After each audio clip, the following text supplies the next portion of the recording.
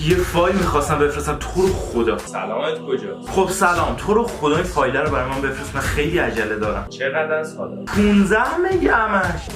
برو فردا بیا. داداش گفتم 15 مگه 15 مگه یه روز؟ مثل اینکه نمیفهمی ها، میخواد بفهمونم بهت. ببین طول میکشه، یه قانون داره، میری فردا میاد. خدا لعنتتون کنه.